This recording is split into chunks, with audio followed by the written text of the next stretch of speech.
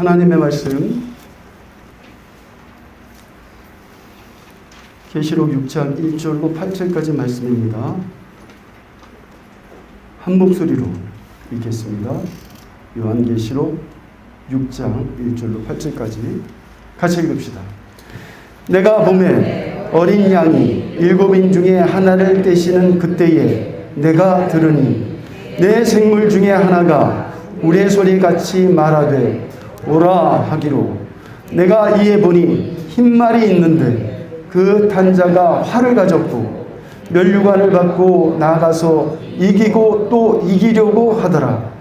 둘째 인을 떼실 때에 내가 들으니 둘째 생물이 말하되 오라 하더니 이에 붉은 다른 말이 나오더라.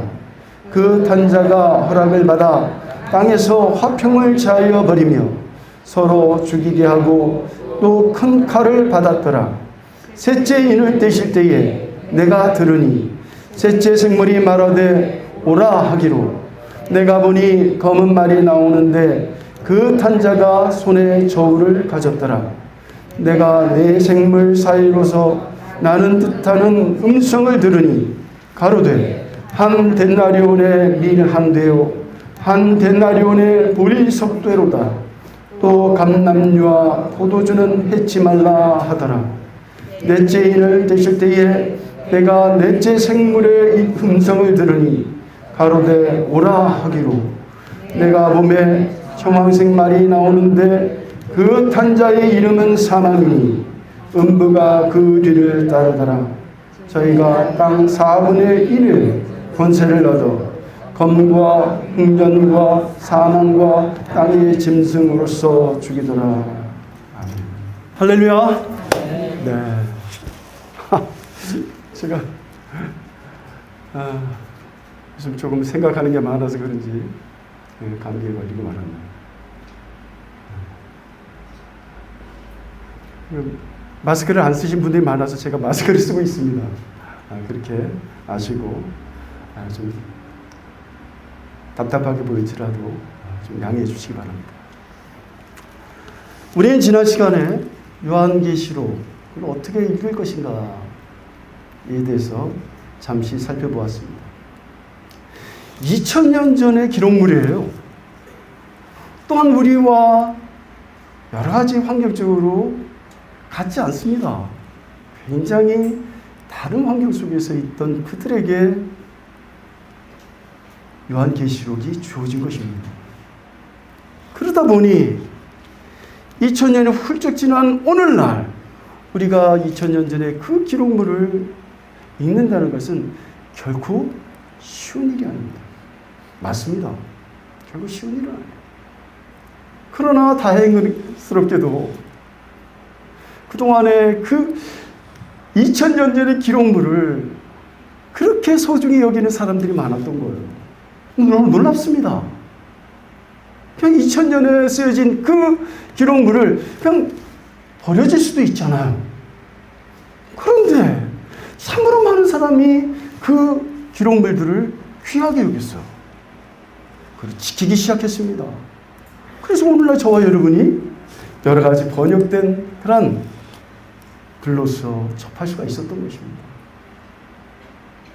일단 우리가 그 당시의 환경을 이해하지 않는다면은 그들이 이 편지를 받았을 때, 이 글을 읽었을 때에 그 울려 퍼지는 그 감동을 결코 경험할 수가 없습니다. 그래서 그 당시에 어떤 사건이 있었는지 문화적으로, 역사적으로, 또한 문학적으로 또 살펴볼 수 있는 그런 노력이 필요한 것입니다. 또 중요한 것, 왜 그 당시에 그러한 말씀을 주셨느냐? 결국은 다른 거 없습니다. 누구를 바라봐라? 예수 그리스도. 역사의 중심에 오신 예수 그리스도를 바라봐라. 아무리 어렵고 힘든 일이 있어도 예수 그리스도를 쳐다봐야 된다. 그걸 지금 얘기하고 있는데 우리가 이 본문 속에서 예수 그리스도를 발견하지 못한다고 한다면 방황할 수밖에 없다는 거예요. 여타 이단들처럼 격길로 빠질 수밖에 없다는 겁니다. 뿐만 아니라 이 종말의 그 시대를 살아가는 그들, 그 종말의 개념이 뭐냐는 것이죠. 바른 종말관, 이게 필요한데 이것은 누차 말씀을 드렸습니다. 예수 그리스도의 초림부터 예수 그리스도께서 재림하시는 그때까지를 우리는 종말로 본다. 그래서 저와 여러분은 이미 믿음으로 구원을 받았지만 아직 남은 여정이 있다는 거예요. 믿음의 여정이 있다는 겁니다. 믿음의 여정을 완수해야지 주님께서 우리에게 약속하신 그 땅에 비로소 들어갈 수 있는 거예요. 그런 마음으로 우리가 이 말씀을 들여다봐야 될 줄 믿습니다. 오늘은 첫째부터 넷째인을 떼시는 어린 양을 살펴보도록 하겠습니다. 먼저 첫째인을 떼시는 어린 양입니다. 본문 6장이죠. 6장 1절로 2절 말씀을 다 같이 읽어보겠습니다. 시작. 내가 보면 어린 양이 7인 중에 하나를 떼시는 그때에 내가 들으니 내 생물 중에 하나가 우레소리같이 말하되 오라 하기로 내가 이에 보니 흰말이 있는데 그 탄자가 활을 가졌고 면류관을 갖고 나가서 이기고 또 이기려고 하더라. 이 말씀을 본문에 가깝게 우리말 어순으로 다시 말씀드리면 1절입니다. 그리고 어린 양이 7인 중 하나를 여실 때에 나는 보았습니다. 그리고 나는 내 생물 중 하나가 우리의 소리같이 말하는 것을 들었습니다. 오라. 그리고 나는 보았습니다. 그리고 보았습니다. 흰말이 있습니다. 그리고 그것 위에 탄자가 활을 가졌고 그에게 면류관이 주어졌고 그가 이기면서 나갔고 또 이기기 위하여 나갔습니다. 이 말씀을 우리가 이해하기 위해서는 구조적으로 좀 살펴볼 필요가 있어요. 참 1절서부터 8절까지 주어지는 그 내용들을 이렇게 보시면요. 저는 아름답게 보여집니다. 2000년 전에 물론 이 글을 썼던 사람은 수사학을 배웠을지도 몰라요. 수사학이라고 하는 것은 글을 표현하는 방법입니다. 여러분 잘 아시죠? 편지를 쓸 때나 또 글을 쓸 때 서론, 본론, 결론 이런 순서를 갖추잖아요. 마찬가지로 너무나도 정교한 그러한 문맥이 흐르고 있다는 겁니다. 그래서 우리는 그것을 문단을 나눌 수 있도록 쉽게 문단을 나눌 수 있도록 그렇게 또한 표현해 주고 있다는 것이 아주 놀랍습니다. 저는 이 말씀을 대할 때에 저는 아름답다고 느껴지는데 우리 성도님들은 어떻게 보여지는지 모르겠어요. 자, 한번 보겠습니다. 여기 가장 눈에 보이는 것이 무엇입니까? 동그라미로 표현되어 있습니다만 1시에 오라, 그리고 3시에 또 오라, 5시에도 오라, 7시에도 오라 라고 표현되어 있습니다. 명령하고 있습니다. 지금 인을 떼시는 분은 누구죠? 죽임을 당하신 어린 양 맞습니다. 예수 그리스도께서 아무도 뗄 수 없는 그 책, 하나님의 구원의 경륜이 기록된 책, 하나님의 구속의 완성을 이루실 분, 그분은 오직 누구밖에 없다? 예수 그리스도밖에 없다는 거예요. 그 예수 그리스도께서 7인입니다. 완전수예요. 어느 누구도 손을 댈 수 없는 절대자만이 그 인을 뗄 수밖에 없는 그런 것을 표현해 주고 있어요. 그 인을 하나씩 뗄 때마다 어떻게 반응이 나오느냐 하는 것을 여러분이 주목을 하셔야 됩니다. 자, 보니까 첫째 인을 뗄 때 내 생물 중에 하나가 라고 되어 있습니다. 바로 앞줄이죠. 1b에 보면은 첫째 인을 떼는데 내 생물 중 하나가 하면서 우리 같은 소리로 오라 라고 얘기하는 것입니다. 명령하는 것입니다. 그리고 3b에 보면은 둘째 생물이 또한 말하죠. 둘째 인을 떼실 때 둘째 생물이 말합니다. 그리고 5b에 보면은 셋째 인을 떼실 때 역시 셋째 생물이 오라라고 반응합니다. 그리고 7b에 보면은 또한 넷째 인을 여실 때 넷째 생물이 오라라고 하면서 그 구속의 사역을 감당하고 있는 것을 볼 수 있습니다. 그래서 네 생물은 앞서 말씀드렸죠? 네 생물은 누구입니까? 하나님의 독특한 명령을 수행하는 하나님의 영광의 가장 근거리에서 하나님의 지시하심을 받고 그 지시를 순응하는, 그리고 그 네 생물은 동서남북을 의미하는 모든 피조물을 대표하는 그러한 천사다라고 하는 것을 말씀드린 바 있습니다. 그들이 먼저 인을 떼실 때에 반응을 했다는 겁니다. 그 명령을 수행하고 있다는 거예요. 자, 그리고 오라라고 했을 때에 누가 불려집니까? 처음에는 이제 네모로 표시했습니다. 첫 번째 생물이 오라라고 할 때 흰 말이 등장하고, 두 번째는 붉은 말이, 세 번째는 검은 말이, 네 번째는 황록색 말이 등장을 하고, 그 말에 탄자가 있다고 했습니다. 여기서 탄자는 단수예요. 단수입니다. 한 존재를 지금 이야기를 해주고 있어요. 그렇다면 이들이 각각 나타내고 있는 그 상징적 의미가 뭐냐는 것이죠. 흰말, 붉은 말, 검은색 말, 청록색 말, 이것이 뜻하는 바가 뭐냐는 것이죠. 그 색깔에 의미하는 바가 그 뒤에 이제 표현이 되어 있는데, 먼저 첫 번째 흰말의 탄자는 무엇을 가졌다고 했습니까? 활을 가졌고 면류관이 주어졌고 라고 표현되어 있습니다. 그 다음에 두 번째 붉은 말 위의 탄자는 무엇을 가지고 있습니까? 땅으로부터 평화를 취하는 것, 또 서로 죽이는 것, 이런 것들을 시행하고 있습니다. 그리고 큰 칼이 그에게 주어졌다고 했습니다. 그 다음에 셋째 인을 여실 때에 세 번째 검은 말 위에 탄자는 무엇을 가지고 있었다? 저울을 가지고 있다. 그리고 저울을 가지고 있는데 한 데나리온의 밀 한 대요, 한 데나리온의 보리의 속대로다. 이건 굉장히 비싼 겁니다. 한 데나리온이라고 하는 것은 당시에 노동자의 하루 급여예요. 하루 급여를 열심히 일해가지고 이거밖에 못 얻었으니 굉장히 비싼 것입니다. 어느 때에 그랬겠습니까? 한번 상상해 보십시오. 기근 때예요. 맞습니다. 또한 네 번째 황록색 말의 탄자는 무엇을 가지고 있습니까?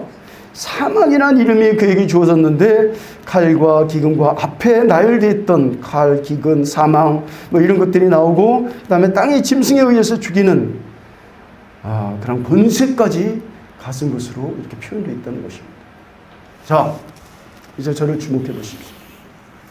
지금 인을 떼실 때마다 네 생물이 순차적으로 등장하게 되고, 또 네 생물이 명령을 할 때에 심판의 그런 모습들이 그려지고 있습니다. 그런데 이 말씀을 심판의 내용으로 보지 않는 사람이 있어요. 신천지는 흰 말을 탄 사람은 다 좋은 거야. 19장에 보면 이제 조금 있으면 제가 비교해 드리겠습니다만, 19장에 보면은 백마탄자가 나옵니다. 그는 분명히 재림하시는 주님 예수 그리스도를 표현하는 것이 맞아요. 그냥 그거를 단순하게 받아들이니까 이 첫 번째 인을 떼실 때에 흰말 위에 탄자, 그것도 같이 좋게 보는 거예요. 똑같은 것으로 보는 겁니다. 왜 그럴까요? 흰말이 자기라는 거예요. 지난번에도 잘못 해석하는 방법 오답 노트를 말씀드린 적이 있습니다. 무엇입니까? 영은 육을 통해서 일한다. 자기네들이 만든 교리예요. 영이신 예수님이 어떻게 일하실 수 있는가? 육을 필요로 하는데 그 육이 누구여야 된다? 신천지 교주여야만 한다는 거예요. 그러니까 이 말도 흰 말도 자기야. 말탄 자는 누구예요? 심판의 주 예수 그리스도라고 얘기를 하고 있습니다. 그런데 너무 웃기잖아요. 지금 인을 떼실 때 그 명령을 수행받아서 누가 합니까? 네 생물 중에 하나가 수행하고 있는데 그 수행에 또 예수님이 거기에 순응합니까? 말이 안 되잖아요. 근데 이들은 그렇게 여기는 거예요. 뭐 때문입니까? 잘못된 교리 때문에. 이만이라고 하는 그 사람을 신격화시키고 특별한 존재로 만들기 위해서 이 말을 보니까 그냥 전체 문맥을 살펴보지 않고 그냥 자기네들 주장에 꽤 맞추려고 하니까 자의적인 해석이 들어가는 겁니다. 이거는 굉장히 큰 오류입니다. 자, 그렇다면 그거를 하나씩 살펴보도록 하겠습니다. 이 표가 주어졌으면 좋겠는데요. 6장 2절에 흰말 위에 탄 자와 19장 11절에서 16절에 흰말 위에 탄 자, 백마탄 자의 비교입니다. 자, 6장 2절에 무기는 무엇입니까? 말에서 쏘는 활이라고 그 무기를 보여주고 있습니다. 자, 그런데 19장 16절에서 11절에서 16절에 나온 백마탄 자의 무기는 무엇입니까? 입에서 나오는 양날의 칼이라는 거예요. 무기가 틀려. 이것만 봐도 조금 여러분이 생각을 하셔야 되는 것입니다. 당시에 심판의 첫 번째 이미지로서 백마탄 자가 있는데 그가 활을 쏘고 있다는 그 이야기를 하고 있다는 것은 당시에 1차 청중이었던 1세기 1차 청중이었던 바로 이해가 됐습니다. 당시에 활을 쏘고 했던 그러한 사람들이 있었는데 그 사람들이 누구냐 하는 것이에요. 여러분, 로마 제국은 막강한 군사를 가지고 있었습니다. 전 세계를 제패할 만한 엄청난 군사가 로마 군인이었어요. 그런데 로마 군인도 쩔쩔매는 존재들이 있었습니다. 두 번이나 크게 대패한 경험이 있는 그런 사람들이 있었습니다. 그 사람들이 누구냐? 파르티아 제국의 전사들이었습니다. 당시에 흰말을 타고 활을 가졌다라고 하면 아마도 1세기 종족들은 파르티아 제국의 그 전사를 떠올랐을 거예요. 왜? 당시 최강이었던 로마 군사를 두 번이나 물리친 그런 전사들이 파르티아 제국의 전사들이었기 때문에 그렇습니다. 무자비했습니다. 그들은요, 말을 타면서 활을 쏠 수 있는 그런 사람들이었어요. 그런 자들이 바로 누구를 징벌하고 있습니까? 로마 제국을 징벌하고 있는 거예요. 당시에 로마 제국의 군사들은요, 최강이었다니까요. 그 군사를 이기는 그런 전사들이 바로 파르티아 제국의 전사들이었다는 거예요. 무슨 얘기입니까? 오늘 이 말씀 속에서 나오는 것은 흰말 위에 탄 자는요, 하나님의 심판의 도구예요. 믿으시기 바랍니다. 네. 아무나 백마를 탄 자가 다 예수 그리스도라고 보시면 안 됩니다. 이만이라는 사람 참 웃긴 사람이에요. 자기가 백마라고 하면서도 홍보 사진에는 자기가 백마를 타고 있어. 진짜 웃긴 사람이에요. 어쨌든 이거는 당시에 제국 전쟁을 의미했을 것입니다. 이기려고 또한 이기고 이기려 하더라라고 하는 그 말은 보니까요 현재 분사형이에요. 여러분 많이 들었죠? 그 말은 무슨 얘기입니까? 계속 한다는 거예요. 인류에게 가장 큰 재앙이 있다면 뭐겠습니까? 전쟁이에요. 특히 그 전쟁의 주도는 누가 있겠습니까? 당시 제국들이 했던 겁니다. 제국들이 다 승리를 점치지 않았겠어요? 이 싸움에는 나는 이길 수 있어. 그럼 자신감으로 시작하지 않았겠냐고요. 알렉산더. 또 그 밖에 징기스칸. 세상에나 엄청난 제국들의 출현을 우리는 목격할 수 있습니다. 그 제국의 출현으로 말미암아 어떤 일이 벌어졌죠? 황폐해집니다. 그 전쟁의 결과는 참혹합니다. 무엇을 위해서? 세계의 재패를 위해서. 그 칼을 든 그 사람들이 짓밟는 그 모든 땅은 정말 폐허가 되는 거예요. 그리고 지금 하나님께서 뭐로 얘기하고 있습니까? 심판의 도구로 말씀하고 있다는 거예요. 이 세상이 무엇으로 심판하시는가? 전쟁만큼 참혹한 심판은 없는 것입니다. 모두 자신의 승리를 점치고 정복전쟁을 이끌었지만 그 세상 통치자의 배후에는 누가 있습니까? 세상 정복을 꿈꾸고 있는 마귀가 있다는 거예요. 자, 그렇다면 19장에 나오는 백마탄자 누구냐는 거예요. 입에서 나오는 양날의 칼이라고 했는데 우리는 지난 시간에 영적인 전쟁을 싸울 때에 어떤 무기가 우리에게 필요한지에 대해서 말씀드렸습니다. 진리의 허리띠, 평안의 복음의 신, 의의 응배, 구원의 투구, 믿음의 방패, 또 뭐요? 성령의 검, 하나님의 말씀을 가졌다. 그걸 성령의 검으로 표현하고 있다는 거예요. 뿐만 아니라 이 양날의 검을 하나님의 말씀을 이렇게 확인할 수 있는 것이 히브리서 4장 12절의 말씀입니다. 하나님의 말씀은 살았고 운동력이 있어 좌우의 날선 어떤 검보다 예리하여 혼과 영과 및 관절과 골수를 찔러 쪼개기까지 하며 또 마음의 생각과 뜻을 감찰하나니 어느 칼이 영혼의 영과 혼과 관절과 골수를 쪼개고 마음의 생각까지 찌를 수가 있냐고요. 하나님의 말씀밖에 없는 줄 믿습니다. 그 말씀이 누구로부터 시작되냐고요? 바로 예수 그리스도예요. 예수님은 공생이 시작하기 전에 40일 동안 금식하셨습니다.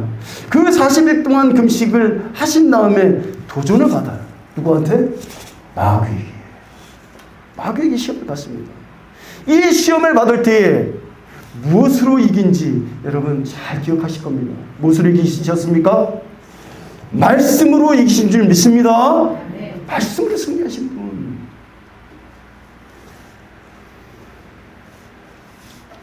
이 돌을 떡으로 만들어서 먹어라. 지금 당장 허기지니까. 네가 하나님의 아들이고 무에서 유를 창조하는 하나님이라 한다면 네 배부터 채워. 그렇게 얘기하실 때 예수님께서 뭐라고 하십니까? 신명기 8장 3절을 인용해서 기록되었을 때 사람이 떡으로만 살 것이 아니라 하나님의 입으로부터 나오는 모든 말씀으로 살 것이다 라고 물리치셨습니다.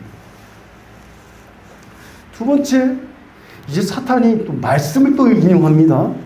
시편 91편 11절로 12절을 유추해가지고 네가 하나님의 아들이라고 한다면 높은 데서 한번 뛰어내려봐. 그러면 천사들이 그 발을 받쳐줄 거야. 그때 예수님께서 뭐라고 얘기하십니까? 역시 신명기 6장 13절을 인용해서 기록되었을 때 주 너희 하나님을 시험하지 말라. 라고 묻히죠. 마지막으로 세 번째는 뭐라고 합니까? 모든 만물을 보여줘요. 그리고 나한테 경배해. 그러면 이 모든 만물을 너한테 줄게. 그때 예수님께서 신명기 6장 13절을 이용해서 기록되었을 때 주 너희 하나님께 경배하고 다만 그를 섬기라 하였느니라. 무엇으로 승리하셨어요? 말씀으로 승리하신 주님. 따라서 그 입에서 양날의 칼이 나왔다라고 하는 것은 우리는 누구로 받아들일 수가 있습니까? 예수 그리스도로 받아들일 수 있는 거예요. 특별히 요한복음 1장 1절에는 그분의 존재를 어떻게 드러내고 있습니까? 태초에 말씀이 계시니라. 말씀하신 하나님. 그분으로 나타내주고 있어요. 하나님의 말씀이심을 증거하고 있습니다. 말씀으로 세상을 지으신 분, 말씀으로 세상을 다스리시는 분, 말씀으로 세상을 심판하시는 분, 그분이 누구요? 예수 그리스도라는 겁니다. 예수 그리스도라는 거예요. 그래서 우리는 19장에 표현된 백만탄자는 앞으로 재림하실 그리스도 예수이심을 확실히 믿습니다. 구별하셔야 돼요. 6장의 흰말 위의 탄자와 19장의 백마탄자를 이렇게 선명하게 구분해주고 있는 것입니다. 그럼에도 불구하고 이것을 달리 본다면 그는 문제가 있다는 거예요. 또한 중요한 내용이 또 하나 있습니다. 6장 2절에 나와 있는 흰말 위의 탄자는 추종자가 있습니까? 없습니까? 없어요. 그리고 그 이름도 없습니다. 그런데 19장에 나와 있는 그 11절로 16절에 나와 있는 그 백만 탄자는 백마를 탄 자들이 따라요. 그리고 그 이름이 분명히 기록되어 있는데 뭐라고 되어 있는 줄 아십니까?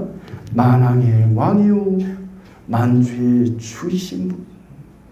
누구요? 예수 그리스도를 지칭하고 있다는 거예요. 우리는 이 본문 말씀 속에서 정말 1세기 성도들이 그 말씀을 들었을 때에 크게 위로받았던 말씀, 그것을 우리는 조금 경험할 수가 있다는 겁니다. 다만 심판의 내용이 제국전쟁, 앞으로 또 이어질 그런 죽음이 두려워지는 그런 전쟁, 이런 것들로 인해 가지고 누구도 환난을 당하는 겁니까? 맞아요. 저와 여러분도 환난 당하고, 그러한 환난 때에 참과 거짓이 갈려지는 겁니다. 어느 때 갈라지냐고요? 환난 때 갈라지는 거예요. 쭉정이와 알곡이 언제 구분되냐고요? 바람이 불어야 돼. 기지를 할 때 바람이 불러 날아가는 거, 그건 쭉정이요. 그리고 그 체에 걸러지는 것은 알곡입니다. 바람이 불지 아니하면 알 수가 없어요. 저와 여러분에게 앞으로 어떤 환난이 올지 상상할 수 없는 그런 환난이 올지도 모릅니다. 그러한 때에 우리가 흔들리지 아니하고 오직 예수 그리스도를 바라보고 예수 그리스도만을 의지하고 살아간다고 한다면 우리는 알곡심장인 것이고, 세찬 바람에 흔들려버려. 그러면 어떻게 되는 겁니까? 쭉정이가 되고 마는 거예요. 저와 여러분이 결심하셔야 됩니다. 어떤 환경, 어떤 어려움이 나한테 닥친다 할지라도 내가 흔들릴 것이냐? 아니면 예수 그리스도를 바라보며 예수 그리스도의 가신 그 길을 따라갈 것이냐? 결단해야 될 줄 믿습니다. 기도하겠습니다.